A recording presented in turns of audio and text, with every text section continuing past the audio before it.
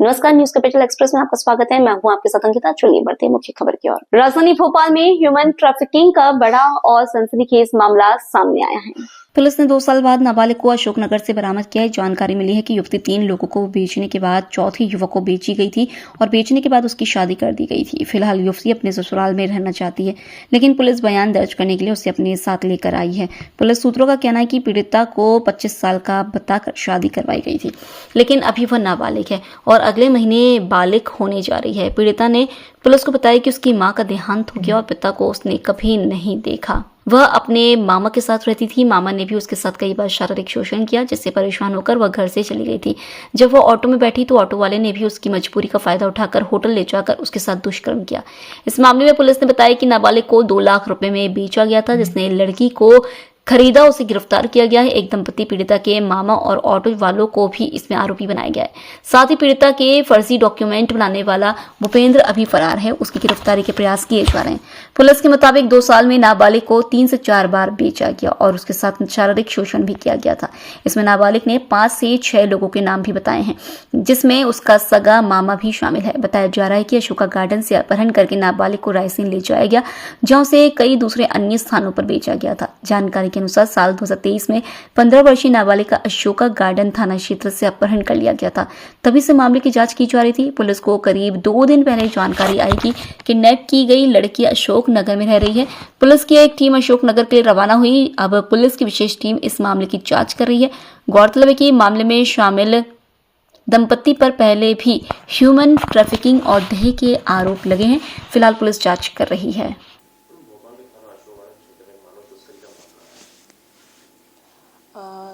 वर्ष 2023 में जनवरी माह में एक नाबालिग बच्चे की गुमशुदगी में 363 के अपराध पंजीबद्ध किया गया था, जिसमें उसके मामा के द्वारा ये अपराध पंजीबद्ध कराया गया था। बाद में चूँकि बच्ची के पास कोई फ़ोन वगैरह नहीं था, बच्ची के दस्तयाबी के लगातार प्रयास जारी थे।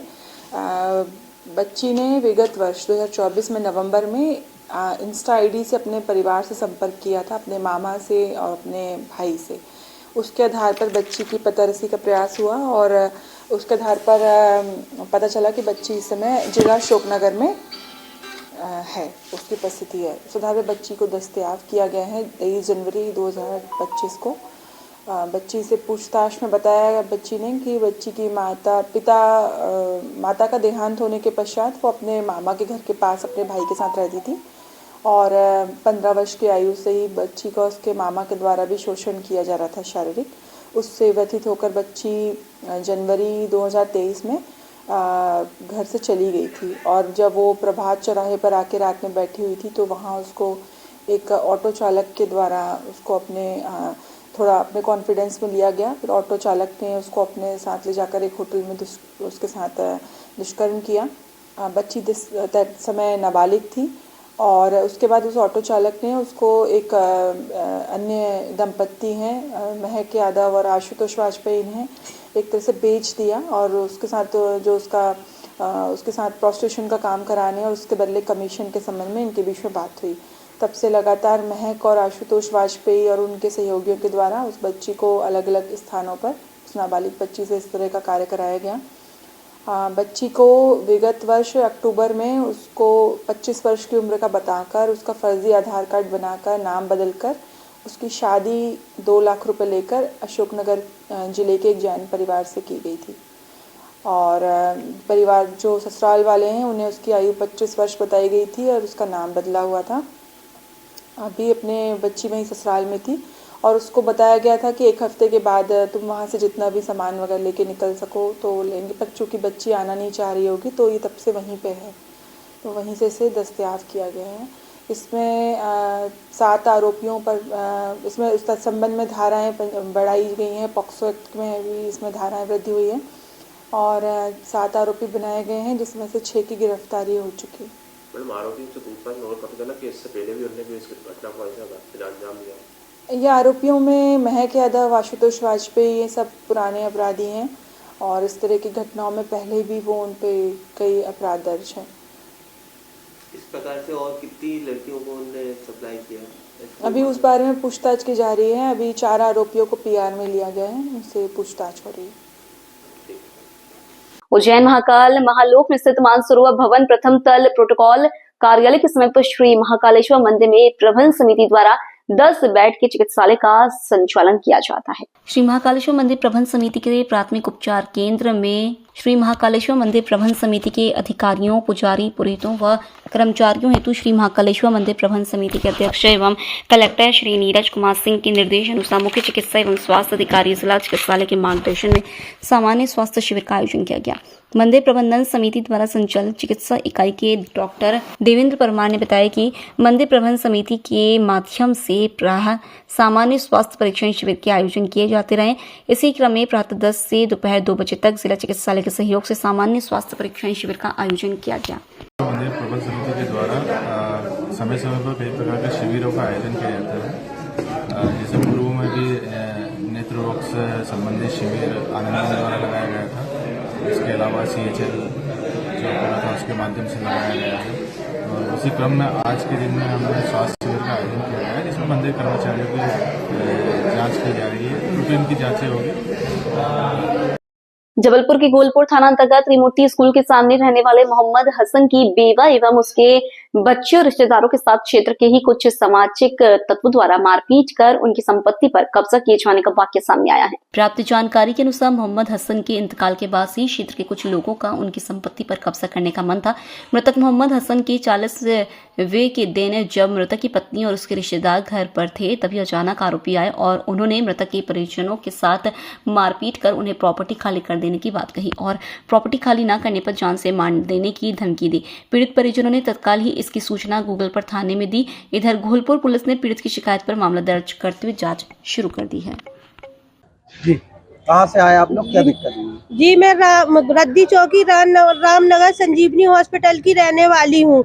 हम लोग क्या कहते हैं, आज हम वहाँ पे हमारी शाहजहां के नाम की प्रॉपर्टी है। 1 महीने के अंदर माँ बेटे दोनों की मृत्यु हो गई। अब वो मकान हो गया लवारिस, उसके कुछ लोग हकदार हैंगे, लेकिन जो वहाँ के जो अवैध गुंडे लोग हैं वहाँ उन लोग को हक लेने नहीं दे रहे हैं। उस घर में जबरदस्ती गुंडागर्दी कब्जा कर रहे हैं। जो लोग रह रहे थे उन लोग को मार पीट के भगा रहे हैंगे। मोबाइल, जेवर, डाटा सब छीन लिया और घर में ताला डाल दिए, घर में ताला डाल दिए हैंगे। जो विधवा औरत है उसको भी नहीं रहने दे रहे। बच्चे जे वो सब लेके दर दर फिर रहे हैंगे। वारिस कौन है उसका वारिस बहू, उसकी औरत शबनम साहब भूरी मुन्नी हैंगी। अच्छा, तो ये कौन लगते हैं? ये कोई नहीं है, ये लोग सब अवैध गुंडे हैंगे। ये फालतू का वहाँ कब्जा करना चाह रहे हैंगे। देख रहे हैं कि ये लावारिस है और इनकी ये औरतें हैं, कुछ कर नहीं पाएंगी, इसलिए ये ऐसा कर रहे हैंगे।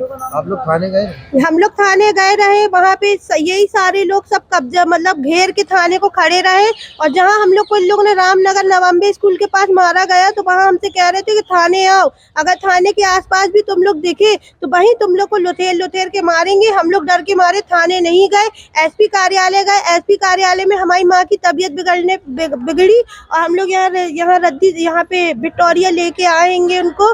अब यहाँ से अब हम तुम लोग थाने जाएंगे। कितने लोग घायल हैं? इसमें 5 लोग घायल हुए हैं। छोटे छोटे बच्चे अपनी जान बचा के कहाँ भागे मालूम नहीं है बच्चों तक का, किसी का कुछ नहीं। मेहमान बहुत थे। कौन कौन को भर्ती किया? अभी यहाँ पे मुमताज बेगम भर्ती हैंगी। आपका नाम? मेरा नाम रूही। आप कौन लगते हैं? जी, मैं जो भूरी बेगम है जो घायल है और जो मकान की वो है उनकी बेटी हूँ। शबनम साद मैडम ने एक कंप्लेंट दर्ज कराई है। पूर्व में जो कोई घटना हुई थी, मकान प्रॉपर्टी का विवाद है, इसको लेकर पहले भी घटना हुई थी जिसमें FIR की गई है। कल पूरी ऐसी कुछ घटना की उन्हें जो है शिकायत की गई है और पुलिस गोलपुर पुलिस ने उसको जांच में लिया है। जबलपुर के पाटन थाना अंतर्गत ग्राम टिमरी में सोमवार को 2 परिवार के 4 लोगों की जघन्य हत्या करने वाले आरोपियों के खिलाफ कड़ी कार्रवाई की मांग को लेकर दूसरे दिन भी पीड़ित के परिजनों ने शवों को रखकर चक्का जाम किया। इस दौरान उन्होंने आरोपियों के घर गिराए जाने और उन्हें फांसी दिए जाने की मांग की। इस दौरान उन्होंने पुलिस की कार्रवाई पर भी सवालिया निशान खड़े करते हुए मामले को रफा दफा करने की बात कही। इस पूरे मामले में पुलिस आरोपियों को गिरफ्तार कर लिया है। बताया जा रहा है कि हत्याकांड के आरोपी पचमढ़ी के एक होटल में फरारी काट रहे थे। वहीं आरोपियों में से 2 अन्य को जबलपुर के अलग अलग निजी अस्पतालों से भी गिरफ्तार किया गया है। आपको बता दें कि बीते सोमवार को टिमरी गाँव में 2 सगे भाइयों भाइयों सतीश पाठक, मनीष उर्फ चंदन व रिश्तेदार समीर दुबे और अनिकेत दुबे की जुए के विवाद पर जघन्य हत्या कर दी गई। आज सुबह जब मृतकों के शव लेकर एम्बुलेंस टिमरी गांव पहुंची तो परिजनों ने शवों को उतारने से मना कर दिया। एम्बुलेंस के सामने सड़क पर जाम लगा दिया। इस कारण जबलपुर दमोह हाईवे करीब 1.5 घंटे तक बंद रहा। चक्काजाम की सूचना पर सांसद आशीष दुबे, विधायक इंद्र तिवारी, विधायक अभिलाष पांडे सहित पुलिस अधिकारी मौके पर पहुंचे और चक्काजाम कारियों को समझाइश दी, जिसके बाद उन्होंने चक्काजाम वापस लिया। कुछ तलवारें थी, उनके पास कुछ बक्सा थे और हम लोग के पास भी थी। आपके पास क्या क्या थाने से कौन आया इनके साथ? समझ नहीं आ रहा।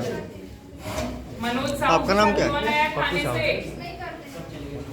27 जनवरी को 10:15 बजे डायल 100 पर रिपोर्ट आई कि ग्राम टिमरी, थाना पाटन, चौकी नुनसर में 3 लोगों की हत्या हुई है।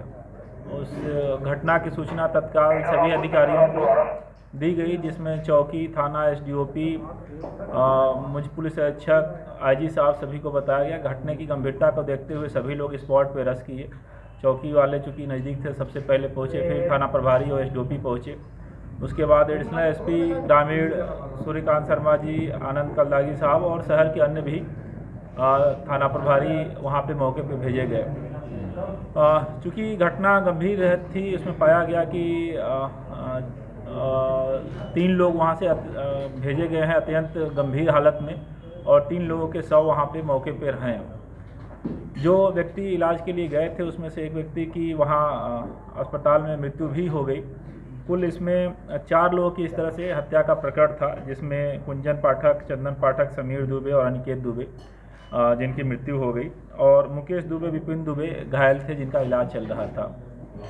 घटना अत्यंत सनसनीखेज थी और इसमें 4 लोगों की जानें गई थी। इसमें पुलिस के पास तत्काल चैलेंज कानून व्यवस्था मेंटेन करने का था, साथ ही साथ जो आरोपी थे उनको भी पकड़ने का था। दोनों फ्रंट पे पुलिस की टीम ने काम शुरू किया। मौके पे वरिष्ठ अधिकारी वहां पहुंचे, मैं और कलेक्टर साहब के पहुंचे, आईजी साहब, कमिश्नर साहब पहुंचे, जनप्रतिनिधिगण भी पहुंचे और परिजनों को सांत्वना दिया।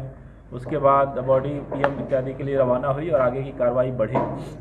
साथ ही साथ हमारी टीमें आरोपियों के नाम लेने, उनकी आगे की जो वैधानिक कार्रवाई होती है वो करने के लिए लगी और आरोपियों को पकड़ने के लिए भी टीमें रवाना की गई।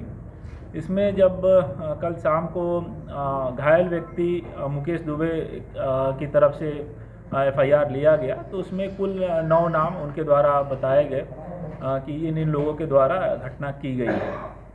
घटना का जो सीक्वेंस उनके द्वारा बताया गया उसमें कहना था कि सुबह वहाँ पे जो साहू पक्ष है, जो आरोपी हैं, पप्पू, चंदन, दिनेश, मनोज, सर्वेश, अमित, प्रदीप, लाली और महेश, ये लोग धारदार हथियारों से लैस होकर आए और हमला कर दिए।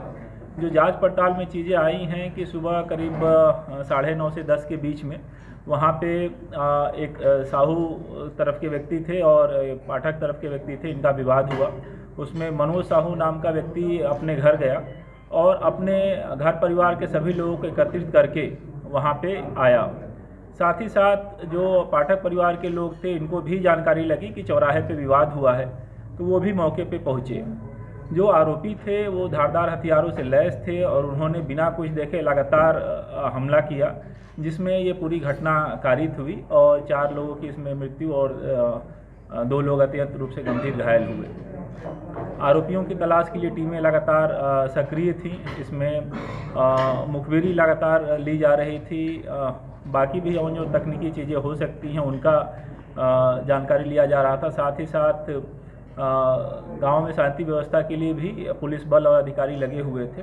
इसमें जबलपुर पुलिस को फिर सफलता मिली, जिसमें 2 आरोपी जबलपुर के अलग अलग स्थानों से गिरफ्तार हुए और इसके अलावा जो 7 आरोपी हैं वो उनको पंचमढ़ी से हिरासत में लिया गया, जिनकी गिरफ्तारी अभी की जा रही है।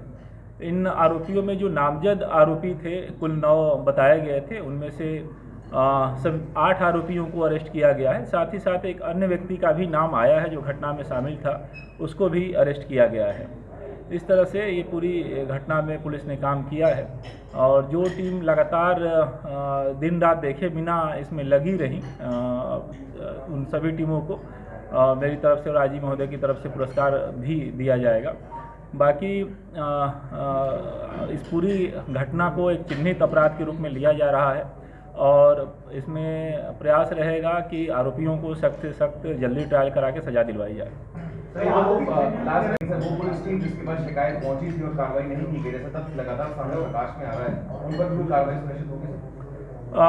जो दोनों ग्रुप के बीच में रंजिश की बात आ रही है, उसमें जांच पड़ताल प्राथमिक जो की गई, पूछताछ की गई, इसमें यह बात आया कि पंचायत चुनाव के समय दोनों पार्टियां एक दूसरे के अलग अलग कैंडिडेट को सपोर्ट की थी, उसको लेके तनाव था।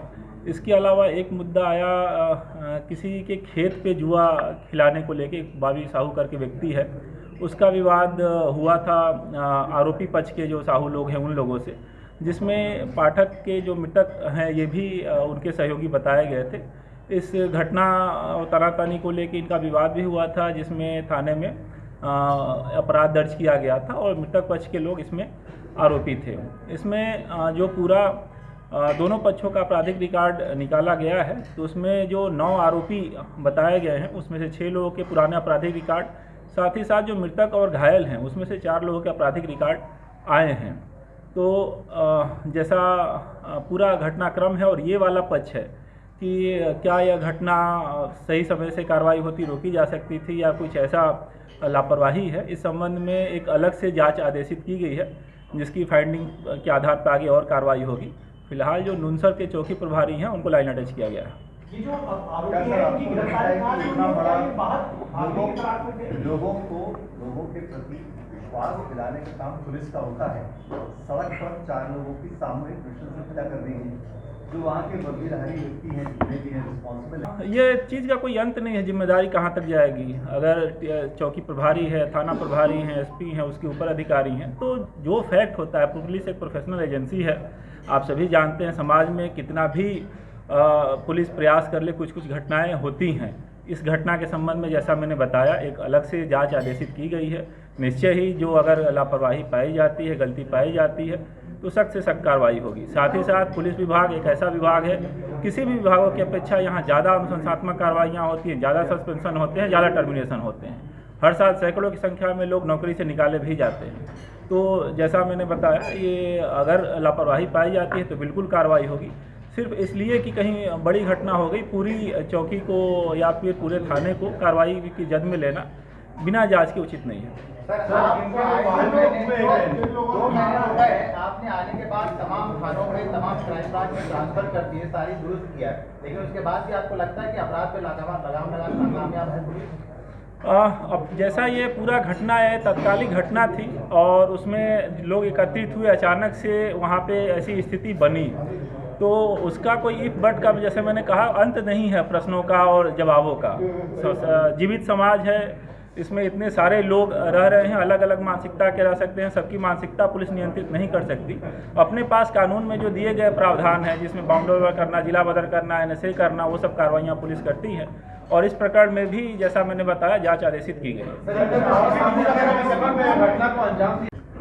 बातचीत जैसी बात अभी नहीं आई है, चूँकि आरोपी अभी जस्ट पकड़ाए हैं, उनसे और भी पूछताछ होगी। हमारे जो चश्मदीद हैं उनका भी इलाज चल रहा है, उनके भी विस्तृत बयान होने हैं। जो परिजन हैं वो भी शोकाकुल हैं, ऐसी स्थिति में उनके भी विस्तार से भी स्टेटमेंट होने हैं जांच में, तो उन सब चीज़ों से स्पष्ट हो पाएगा। जांच में जो भी तथ्य इसमें अपने उसको सपोर्ट करेंगे, प्रोसिक्यूशन को अपने उनको शामिल किया जाएगा, जिसमें CCTV भी शामिल है, उसको भी काम किया जा रहा है। उसमें 9 आरोपी हैं, वो सभी 9 लोगों ने मारा है या कुछ लोग थे जो कुछ सहयोगी थे? मारा किसने है, उनके नाम बताइए।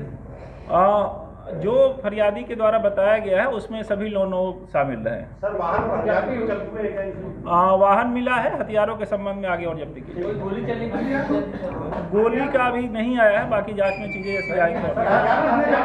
प्रयागराज महाकुंभ में हुए हादसे पर राहुल गांधी और अखिलेश यादव के आरोप पर बोले बीजेपी के प्रदेश अध्यक्ष और सांसद विष्णुदत्त शर्मा। यह वो लोग हैं जो हमेशा से सनातन और हिंदुत्व का अपमान करते हैं। इतने बड़े महा आयोजन में घटना हुई है, बेहद दुर्भाग्यजनक है। जो इस घटना के कारण जो हमारे बीच नहीं रहे, उनके प्रति संवेदना व्यक्त करते हैं। सभी को संवेदना व्यक्त करना चाहिए। लेकिन कांग्रेस के राष्ट्रीय अध्यक्ष खड़गे जी ने महू के अंदर क्या कहा कि कुंभ स्नान करने से क्या हो जाएगा, सनातन पर, हिंदुत्व पर हमारी परंपरा सीधा आक्रमण करना ये पहले दिन से ही कर रहे हैं। सनातन संस्कृति को कैसे बदनाम किया जा सकता है, जरा बोल के दिखाएं किसी अन्य लोगों के लिए।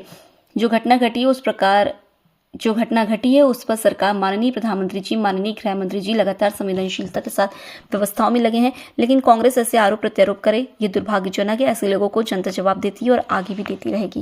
कुंभ में आज एक बड़ा घटनाक्रम हो गया है, लेकिन अखिलेश यादव जी, राहुल गांधी जी एक्सपेक्टेड करके लगातार सवाल खड़े देखिए, ये वो लोग हैं जो सनातन का, हिंदुत्व का हमेशा से विरोध करते आए। बढ़िया दीपक, ठीक है।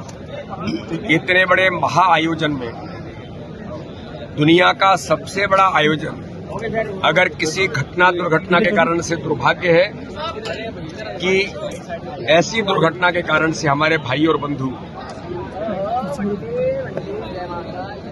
जो आज हमारे बीच नहीं रहे, उनके प्रति संवेदनाएं हम सबकी जानी चाहिए। लेकिन कांग्रेस के राष्ट्रीय अध्यक्ष खड़गे जी ने महू के अंदर क्या कहा कि कुंभ स्नान करने से क्या हो जाएगा, यानी सनातन पर सीधा आक्रमण करना, हिंदुत्व पर, हमारी परंपराओं पर आक्रमण करना, ये तो पहले दिन से कर रहे हैं। इसलिए कैसे बदनाम किया जा सकता है, कैसे हिंदुत्व पर प्रहार किया जा सकता है, जरा बोल के दिखाएं बाकी किसी लोगों के लिए। लेकिन हिंदू समाज के सबसे बड़े आयोजन में दुनिया के लोग यहाँ पर आ रहे हैं। अगर कोई घटना घटी है, सरकार, बाकी सारा तंत्र, माननीय प्रधानमंत्री जी, माननीय गृह मंत्री जी लगातार संवेदनशीलता के साथ उन सारी व्यवस्थाओं में लगे हैं, तो उन्हें संवेदना के साथ वो आरोप प्रत्यारोप करे, दुर्भाग्यजनक है। ऐसे लोगों को जनता जवाब देती रही है। और ये जो महाजन सैलाब उमड़ा है आज के इस पावन पर्व पर प्रयागराज में, महाकुंभ में, उन सबके लिए वो महत्वपूर्ण स्थान है। इसलिए इस दुर्घटना को लेकर के इस प्रकार की राजनीति करना ये दुर्भाग्यजनक है। राहुल गांधी और चाहे, अरे तुमने तो सरूई के अंदर लोगों को गोलियां मार दी थी। राम मंदिर के निर्माण के लिए लोग जब पहुंचे थे तब तुम्हारे पिताजी मुख्यमंत्री थे ना। जब तुम्हारे पिताजी उस समय किस प्रकार से चीजें हुई थी, सरकार गिरी थी, तो हमने तो हमेशा से